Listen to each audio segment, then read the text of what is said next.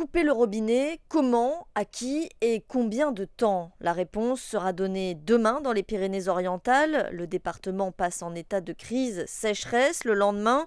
C'était attendu, mais cette année, cela intervient bien plus tôt que d'habitude. Sur ce secteur, on a l'eau que 4 jours par mois. David Massotte est producteur de nectarines dans son verger. Il est déjà soumis à des restrictions.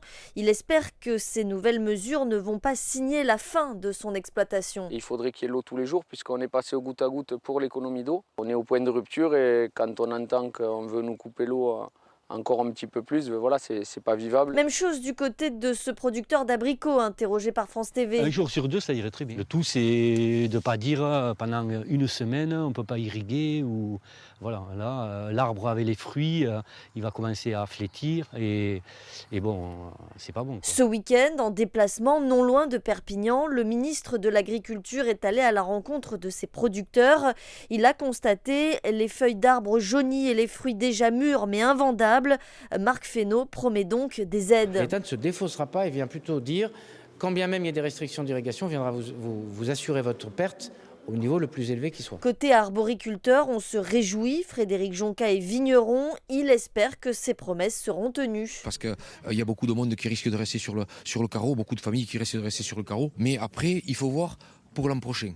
L'an prochain, il ne faut pas qu'on se retrouve à la même époque avec cette pénurie d'eau. Donc il faut gérer l'eau autrement, pouvoir faire des retenues, pouvoir gérer le barrage comme on le souhaite et pas lâcher de l'eau à tort et à travers en hiver en prévision de début de printemps. J'espère qu'il aura écouté ce qu'on lui a dit. C'est pas tout de faire venir du monde, les médias, et pour faire un coup de com' ou un coup de pub, je vais dire. Il faut vraiment écouter ce qu'on lui a dit. Le montant des aides sera connu à la fin de l'été. Un peu plus tôt dans la semaine, une autre mesure a fait réagir. Elle ne concerne pas cette fois les agriculteurs, mais monsieur et madame tout le monde.